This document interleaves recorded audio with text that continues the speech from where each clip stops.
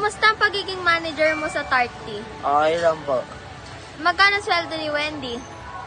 2,000 eh. 2,000? Ano yan, per day? Oo, per day. Paano 6 allowance ni Tart?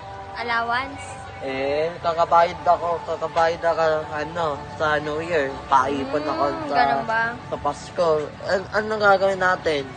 Pagtitata tayo bukas o alis tayo bukas? Aalis tayo bukas, manager.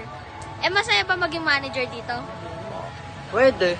Masaya maging manager? Tuwing 4 hanggang 10, Magsara. Masaya ba maging manager? Di ba nakakapagod? Napagod ako. Pero okay ka naman. Okay naman. Bakit? Masaya ka naman. Masaya ako. After 3 months, pagkatinda ako. After time sa pagtinda ka na. Eh, Magkano ibenta mo ngayon? Umuulan, di ba manager? Dami na customers na namin ng benta yan. Marami ka ng benta. Hindi ka naman nalugi ngayon, manager? Lulugi ako. Pagkatapos doon, kanina, may dumating customers. Dumating classmate ni Ate Kapon. Dumating. Kakabili ka rin last Friday. Ganun ba? Masaya ka ba sa trabaho mo? Oo naman, bakit? Masaya ka na na. Masaya ka, okay. Ganun ba? Sige. Bukas. Si ate, magkano sweldo?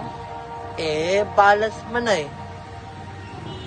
kakabalance ko na Na-balance mo na? Ubus na ang allowance ko. Basta allowance mo?